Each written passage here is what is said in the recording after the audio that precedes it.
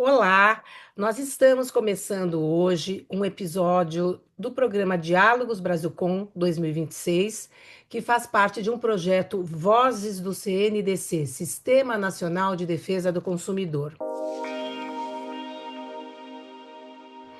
Eu sou Mariângela Sarubo Fragata, terceira vice-presidente do Brasilcom, e temos conosco um convidado muito especial, o Dr. Ricardo Morishita Uada, que é o secretário nacional de Defesa do Consumidor. Foi nomeado agora em fevereiro, está prestes a tomar posse, né, doutor Ricardo? Seja muito bem-vindo. O doutor Ricardo tem um vasto currículo na defesa do consumidor, no direito do consumidor, né? Mas nós podemos falar da defesa do consumidor, porque antes mesmo da vigência do código já estava aí à frente do Procon São Paulo, lutando pelos direitos do consumidor, desde a sua fase de estagiário, né, Ricardo? Verdade. Há dezenas de anos.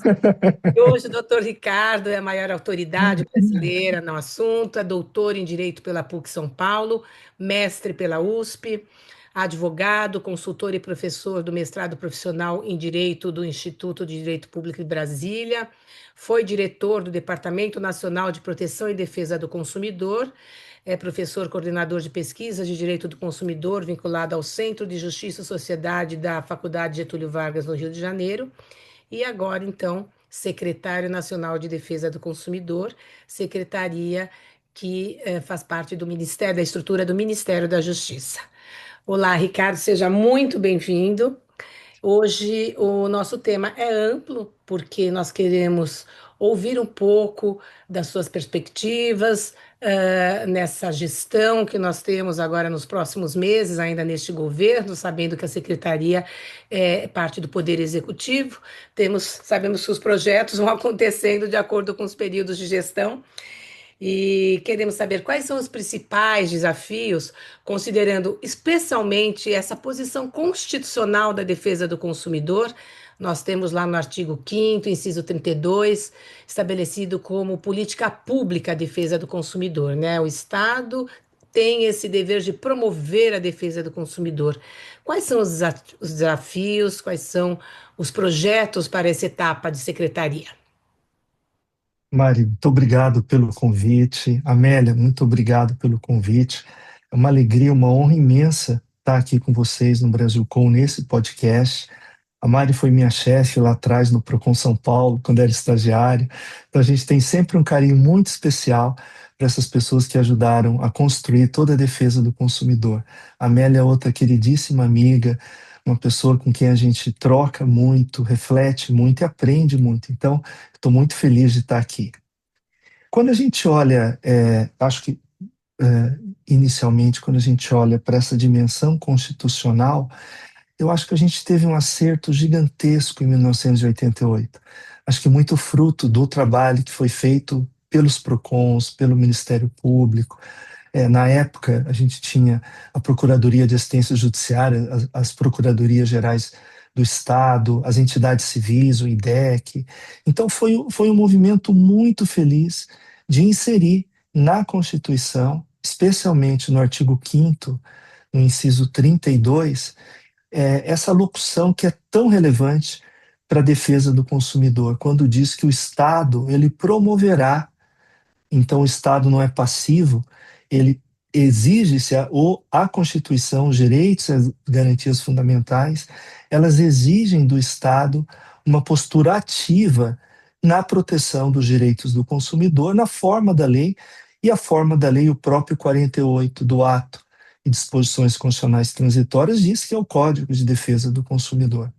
Então foi de uma felicidade gigantesca, porque na relação entre o cidadão e o Estado, nessa relação vertical, não há dúvidas que o Estado está vinculado à proteção da defesa do consumidor, tanto na dimensão em que ele não pode ofender esses direitos desse consumidor.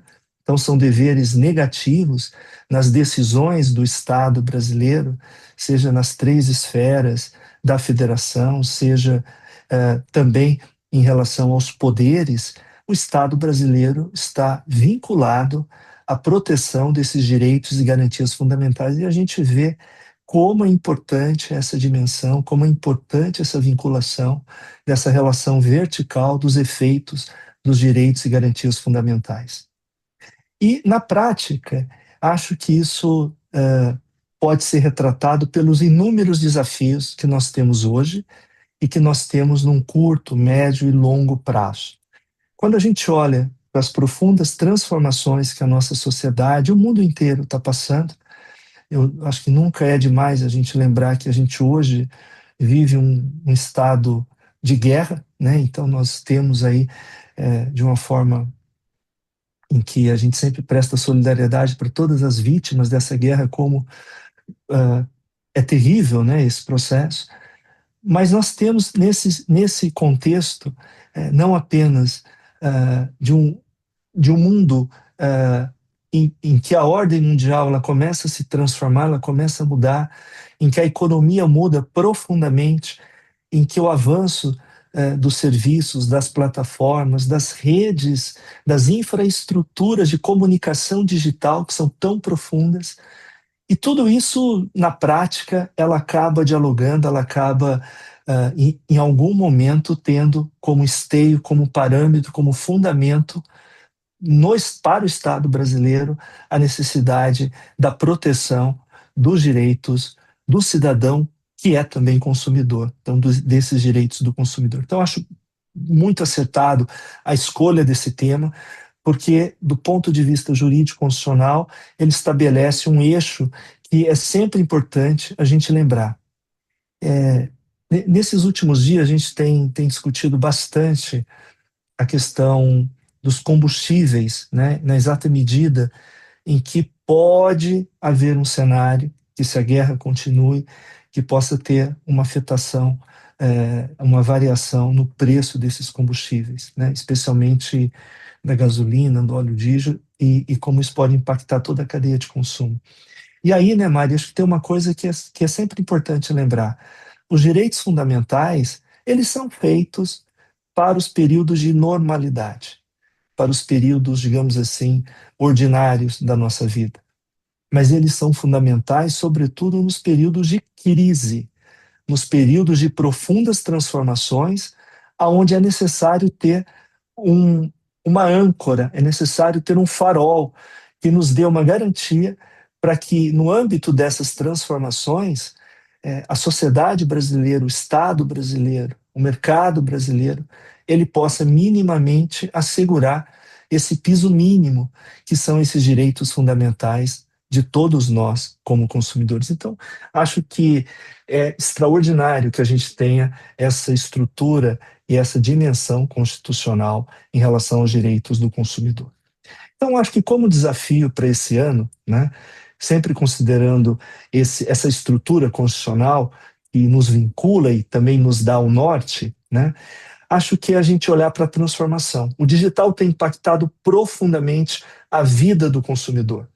Esses dias eu estava assistindo, acho que era uma fala do Guilherme Musselin, Mari, e ele estava falando, olha, como a figura do consumidor ela vai se transformando. Hoje a gente tem um consumidor digital, tem a persona digital, e como essa figura do consumidor digital hoje, ele expressa uma vulnerabilidade e uma necessidade profunda de transformação. Maior até do que quando o código foi elaborado, quando entrou em vigor, nós falávamos da vulnerabilidade do consumidor, sem imaginar a entrada do imigrante digital, que somos nós, né? Então é uma vulnerabilidade aumentada, né? É uma hipervulnerabilidade de pessoas que não têm mais de 80 anos, que são os hipervulneráveis à luz do Estatuto do Idoso. Não, são pessoas que estão aí no mercado, no mundo de consumo, nos negócios, no mercado de trabalho, e que são hipervulneráveis, são os imigrantes digitais, que a gente é obrigado a lidar com isso para É receber o próprio verdade. salário, né? É verdade, é verdade. Nesse sentido, acho que uma questão que a professora Cláudia coloca é a gente começar a olhar para a proteção, não é, dos vulneráveis no mundo digital, especialmente das pessoas idosas, porque o Brasil está envelhecendo. O Brasil já e vai ser um país mais maduro para os próximos anos. E esse diálogo entre uma cultura analógica em que eles foram criados, em que eles nasceram, e esses desafios no mundo digital, eles são seguramente um grande desafio que nós temos pela frente. E esse mundo digital, ele traz inúmeros confortos, inúmeras possibilidades que não existia tempos atrás. A gente não precisa nem descrever, porque acho que é de senso comum. Mas ela traz também novos riscos, imensos riscos para a vida do consumidor. Eu acho que um deles, ele tem permeado o dia a dia dos consumidores brasileiros, que são os golpes, que são as fraudes digitais, e como isso tem chamado, tem mobilizado toda a nossa sociedade. Acho que o direito do consumidor, ele é o direito de grandes questões, de questões estruturais que vão e precisam dialogar com a economia, mas é também o direito que liga o dia a dia de todos nós. É quando a gente sai na rua, quando a gente recebe uma ligação, quando a gente recebe uma mensagem, e todos os dias nós somos vítimas de tentativas de fraudes. Isso é muito importante que nós façamos essa discussão como sociedade. Eu não acredito que exista uma bala de prata que vá solucionar este problema da violência que nós sofremos através, sobretudo, desses serviços digitais que são importantes para a nossa vida, que trazem a possibilidade de trabalhar, a possibilidade de entretenimento, de comunicação. Como isso é importante, né? Como a comunicação é importante. Uma vez eu me lembro de um professor da Universidade Carlos III de Madrid. A gente estava num evento da Complutense e ele dizia assim: por que a comunicação é tão importante? É porque é a comunicação que nos faz reconhecer como pessoas. Quando o outro me reconhece como pessoa, é quando eu me sinto pessoa. Então, todo o processo de comunicação é vital para a humanidade, é vital para a pessoa, porque é ela que nos traz a nossa humanidade, a nossa condição de estar no mundo. Então, se do lado desses sistemas que permitem essa comunicação, então eu e a Mari estamos em São Paulo, mas a Amélia está em uma outra localidade, mas estamos juntos aqui nesse mesmo momento, são confortos extraordinários, mas trazem inúmeros desafios. E o problema desses desafios é que eles não são simples, porque significa que do lado da ilegalidade, da fraude, do golpe, existe também aquele que é o trabalho, o serviço lícito, a rentabilidade, a lucratividade de serviços que são lícitos. Quando as coisas se misturam, a licitude e a ilicitude, é que nós temos um grande desafio. E não compete a um único setor, mas compete a toda a sociedade e trabalhar essas estruturas. Uma vez, Mari, o Marcos Lisboa disse uma coisa muito séria. Ele disse assim: quando todo mundo tem um ganho, do mais pobre ao mais rico, é difícil a sociedade pactuar, porque ninguém quer sair da sua zona de conforto. Ninguém quer sair da sua zona em que há o seu ganho, ainda que seja proporcional e menor, mas todos temos um desconforto. Por isso que se trata de um tema com T maiúsculo para a nossa sociedade. É também uma possibilidade da gente amadurecer, da gente crescer, superando e enfrentando esses desafios. Dizem que a política, Heidegger dizia muito isso, que a política é a arte de construir horizontes e que a linguagem é fundamental. E note, como a linguagem do consumidor, ela se incorporou na nossa sociedade, no nosso consumidor. A gente sabe que o direito do dia a dia é o direito civil, mas se você perguntar para as pessoas o que é o direito civil, talvez elas não saibam te dizer. Mas quando elas dizem consumidor, vem a ideia de empoderamento, vem a ideia de sujeito de direitos. Você não constrói uma nação sem as pessoas serem fortes, serem livres, se sentirem fortes e capazes, não só de tocar a sua vida, mas de dar a sua contribuição para todos nós, que é esse sentido de civilidade. É quando você, a despeito dos seus interesses pessoais, você também se ocupa e se sente bem se ocupando do interesse de todos. E note, nesses 35 anos do nosso Código de Defesa do Consumidor, como foi importante, como foi não, 35 não, 90, 2000, É, 2010, de vigência agora, né? 35. 35 anos do nosso CDC, 3 décadas e meia, como a gente construiu um conjunto de valores, um conjunto de crenças que vai dialogar com essa autoestima, com esse reconhecimento da pessoa de que ela, independentemente da condição econômica dela, ela é uma pessoa que é sujeito de direitos. Acho que essa é uma grande, uma tremenda contribuição para que a gente possa olhar para esses desafios e trabalhar com eles, tanto na dimensão jurídico-normativa, como na dimensão política, da execução das políticas públicas, como também da própria maturidade do mercado brasileiro. Muito bom, Ricardo. E é isso mesmo. E aí, pensando assim quando a gente pergunta dos desafios, vamos lembrar que decorreu da Constituição uma série de prerrogativas que foram criadas, né, no Código de Defesa do Consumidor, no âmbito do direito material, do processual, e dentro desse princípio constitucional do Estado promover a defesa do consumidor, a Secretaria Nacional, então departamento, né, foi incumbido de fazer a articulação de todos os órgãos de defesa do consumidor que acabam formando um Sistema Nacional de Defesa do Consumidor, né? Que, aliás, entender um pouco esse sistema, principalmente aproveitando a pessoa do Ricardo aí nessa posição, né? É que nós lançamos o programa Vozes do Sistema, Vozes do CNDC, do Sistema Nacional de Defesa do Consumidor, porque nós queremos trazer aqui para esse programa promotores de justiça, diretores de coordenadores de defensores públicos, advogados, OAB, as pessoas que acabam participando da defesa do consumidor, que sob coordenação, sob as diretrizes do sistema, do coordenador do sistema, no caso, o secretário. Mas o secretário tem outros desafios, que quando nós falamos da promoção da defesa do consumidor, o enfrentamento é articular os órgãos do sistema, mas também vamos pensar que nós temos tido aí temas caros à defesa do consumidor, que vêm sendo discutidos no Poder Judiciário, e aí a gente queria saber se nessa sua perspectiva de uma atuação forte, existe também algum espaço, né? Para discutir essas teses que estão judicializadas, que já estão judicializadas, ou se ainda fica mais um plano estratégico de defesa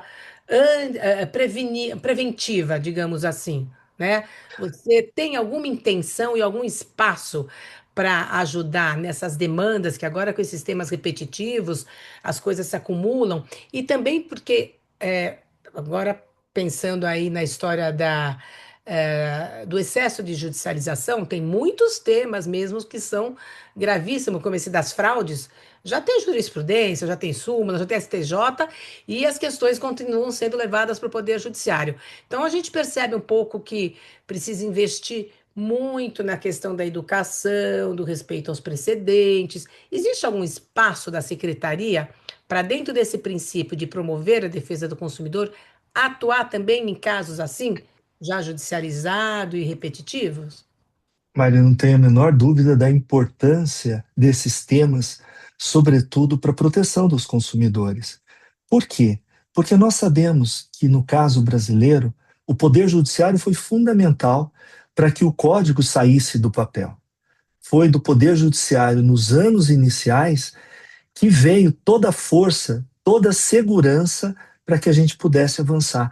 E eu não tenho dúvidas de que esse alicerce judicial, das decisões, dessa segurança jurídica na aplicação do CDC, vai ser essencial, não só para que nós não tenhamos retrocessos, mas para que a gente tenha capacidade de enfrentar esses novos desafios. Então, acho que uma das questões importantes que nós temos quando nós pensamos num sistema, acho que o Marcelo trouxe bastante contribuição para a gente com um olhar crítico que ele faz e como é importante, né, a gente olhar para isso. Esse sistema, ele pode e ele conta com inúmeros atores. E como esses atores, eles permitem que nós tenhamos um espaço, ocupemos esse legítimo espaço em todos os lugares que for possível para a defesa do consumidor estar presente.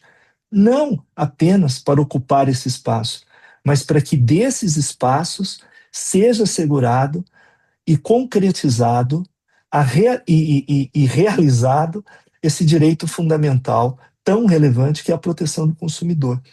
Então, os precedentes, os temas que são colocados, a jurisprudência que tem sido formada, a interpretação, ela precisa sempre de um olhar atento, de uma participação ativa de todo o sistema nacional. E a secretaria, penso eu, tem o seu papel também, sobretudo quando ele realiza, entre aspas, né, essa advocacy, essa representação no âmbito dos poderes, especialmente do judiciário, da proteção do consumidor. Então, nós temos sim, não só uma preocupação, mas temos um propósito de estar presente e contribuir, por exemplo, com os projetos que são realizados como o Brasilcom nesse processo. Então, além dele, nós também temos o Ministério Público do Consumidor, que também tem uma atuação bastante forte, nós temos os defensores públicos, temos o CONDEG, temos as entidades civis, tem o IDEC, que também tem uma atuação bastante proativa, e também tem, claro, os PROCONs. Agora, Mari, uma ideia que nós temos, e veja bem, demorou muito tempo para ter, né? E que nós queremos trazer marcar nos próximos, nas próximas semanas a reinstalação do Conselho Nacional de Defesa do Consumidor. Ah, Né? que maravilha! Nós podemos encerrar aqui nossa conversa. Temos aí alguns minutinhos ainda falando desse importante conselho que existia. Me permita, Ricardo, só um segundo. Claro, Na década de 80, em 1986, nós tínhamos no âmbito do Ministério da Justiça o Conselho Nacional de Defesa do Consumidor. E naquela oportunidade eu trabalhava no Procon, eu, Marcelo Sodré, e em São Paulo, o Procon, que era um departamento da Secretaria do Planejamento, acabou sendo passando a fazer parte de uma Secretaria de Defesa do Consumidor. Foi o único governo paulista que, na oportunidade, criou essa secretaria, na época o governo Quércia. E o secretário, o Dr. Paulo Salvador Frontini, ele fazia questão de nos levar às reuniões, porque ele respeitava muito aquele trabalho que vinha crescendo, né, da defesa do consumidor. Ainda não tínhamos a formação do direito do consumidor. Aliás, esse é o tema do livro do Marcelo, e a gente podia esticar um dia a conversa sobre a formação do direito mesmo do consumidor. Mas ele nos levava às reuniões e era uma experiência fantástica, porque aquele conselho era formado por membros de organização dos fornecedores, como por PROCONs, né, as entidades de consumidor, ainda não eram muitas, mas eram os PROCONs, basicamente, né? E as discussões eram riquíssimas, porque nós trazíamos os problemas, eles traziam uma sugestão de encaminhamento, que às vezes concordávamos, outras vezes não, mas aquilo ia criando um debate, ia nascendo um diálogo, ia consolidando uma relação para se chegar a soluções, às vezes até legislativas, né, regulatórias, digamos. Então era muito importante. Esse conselho foi extinto, depois foi recriado de uma outra forma, sem a representatividade adequada e muita confusão aí pelo caminho. Então, nossa, fiquei animadíssima agora com essa notícia. Vamos lá, Ricardo. o Antecipa Mari, a gente aí, numa. espera não, o que que vai acontecer? Esse é um presente para o dia 15. Isso sim é um presente para o dia 15 de março, né? Dia Mundial do Consumidor, é o consumidor brasileiro, mais do que os presentinhos, as promoções que aparecem no seu site, no seu e-mail, é ter um presente que olha para o consumidor, o respeita como cidadão de direitos, cidadão de oportunidades, de defesa, de voz, né? E esse conselho traz muito, acho que agrega muito nessa necessária relação de equilíbrio entre consumidores e fornecedores, representados pelas entidades, claro. Vamos lá. Sabe, Mari, numa sociedade complexa, os espaços de pactuação são fundamentais. Todos os espaços que nós tivermos para dialogar, para pactuar soluções, ele passa a ser fundamental. E de debates também, porque não se chega a uma pactuação sem debates, sem uma discussão qualificada. Então, isso me parece fundamental. E tem uma outra coisa importante. Acho que nesses últimos tempos a gente tem feito muitas contas de dividir. E a gente precisa fazer mais contas de somar, porque para Perfeito. os próximos anos a gente precisa disso. Os desafios são cada vez maiores. O desafio das mudanças climáticas, para a gente não deixar esse tema de fora também, junto com a questão do digital, junto com a questão do superendividamento, junto com a proteção dos hipervulneráveis, não é? Que eu acho que é um outro olhar extremamente necessário, porque com eventos tão dramáticos, tão drásticos que nós estamos observando, quem sofre mais é quem tem menos possibilidade de se defender. E acho que quando uma sociedade ela é capaz de socorrer, ela é capaz de endereçar, ela ganha uma dimensão moral, uma força extraordinária. E essa força me parece ser também uma força necessária para que exista um desenvolvimento que seja sustentável para todos. Esses dias a gente estava conversando e estava vendo uma outra dimensão que também é tão importante para o direito do consumidor.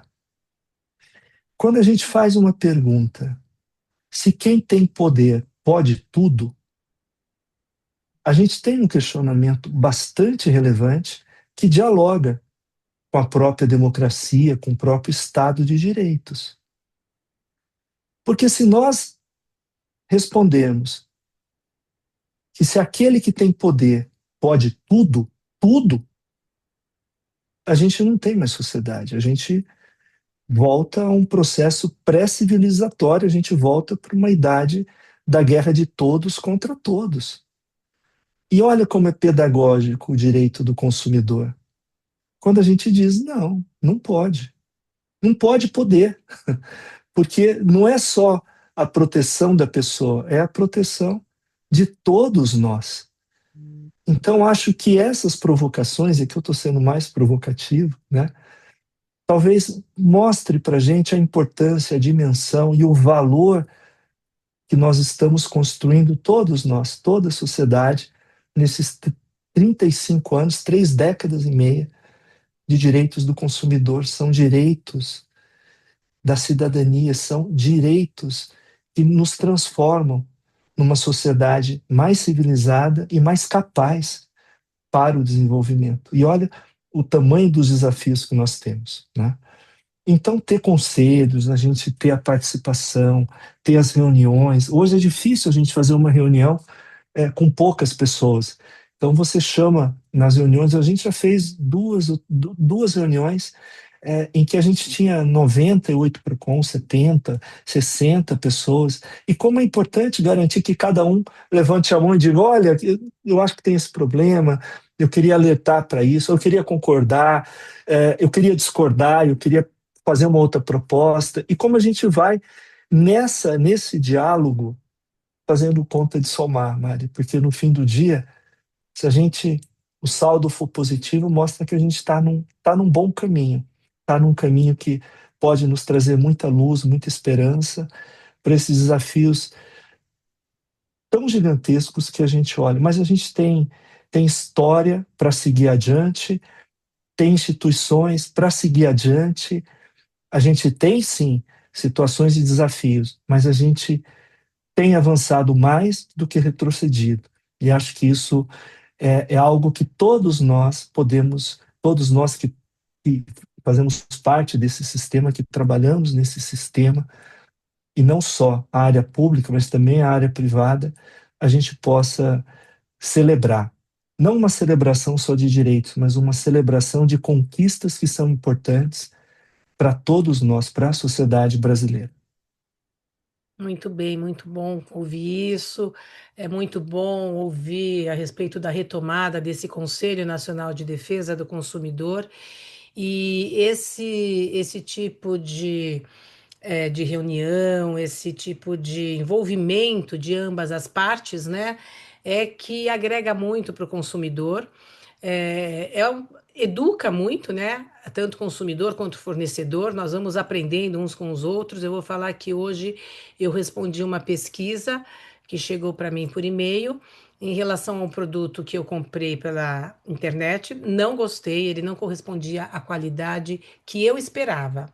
Não sei dizer se a publicidade criou a expectativa, porque na verdade eu fui procurar o que eu precisava, não foi publicidade que veio, e por meio da minha procura, achei lá no Instagram, e tal, eu comprei. Não gostei e devolvi. E aí veio a pesquisa. Qual a sua experiência com o fornecedor X? Eu falei, excelente. Eu não gostei do produto, né? Eu falei, Uhum. por quê? Porque ele cumpriu fielmente o meu direito de arrependimento consistente no artigo 49 do Código de Defesa do Consumidor, sem qualquer dificuldade, em razão do produto não a ter atendido a expectativa criada por mim em relação a ele. Ele desempenhava o papel lá que ele se propôs, mas eu esperei mais.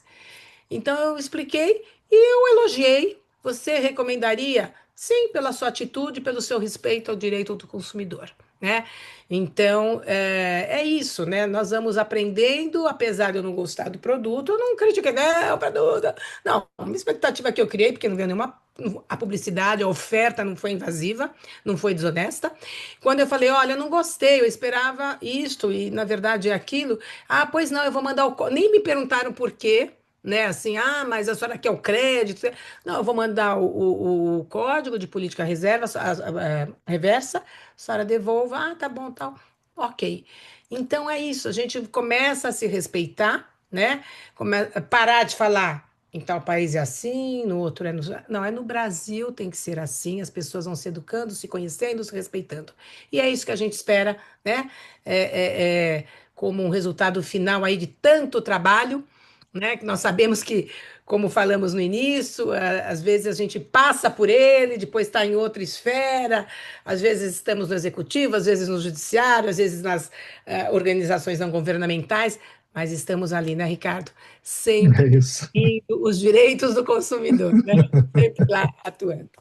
Eu quero Muito agradecer bom. muito a sua participação neste primeiro episódio, dizer que Vozes do CNDC é uma proposta não de encerrar debates, mas de fomentar discussões qualificadas e permanentes, conectando a teoria, a prática e a gestão pública dos direitos e da defesa do consumidor.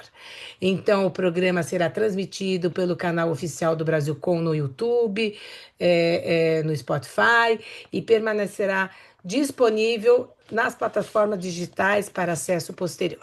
Muito obrigada e até a próxima, Ricardo. Com certeza receberemos o secretário nacional de Defesa do Consumidor em outros episódios do Vozes do Sistema Nacional. Obrigada. Obrigado.